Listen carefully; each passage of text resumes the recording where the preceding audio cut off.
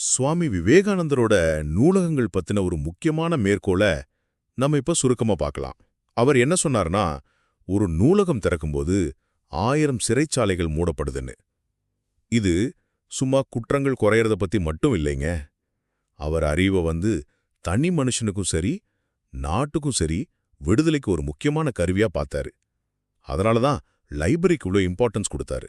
முதலாவதா இதோட முக்கிய கருத்து என்னன்னா, நூலகங்கள் என்ன பண்ணுது? அது மக்களுக்கு அறிவு கொடுக்குது இல்லையா? அந்த அறிவின் மூலமா புது வாய்ப்பு, நல்ல சிந்தனைலாம் வருது. இதனால மக்கள் மேல வராங்க. சரி, இதனால என்ன ஆகுது? அறியாமை, அதாவது குற்றங்களுக்கு ஒரு முக்கிய காரணம், அது போயிடுது. நீங்களே யோசிச்சு பாருங்களேன், ஜெயில் என்ன பண்ணுது? தப்பு நடந்த பின்னாடி சரி பண்ண பாக்குது.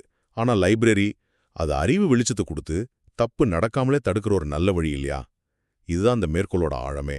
ஆக மொத்தத்துல அறிவு கொடுக்கிற இந்த நூலகங்கள் வெறும் புக் ஷெல்ஃப் மட்டும் இல்ல, சமூகத்தை முன்னேற்றத்துக்கு ரொம்ப சக்தி வாய்ந்த கருவிகள்னே சொல்லலாம்.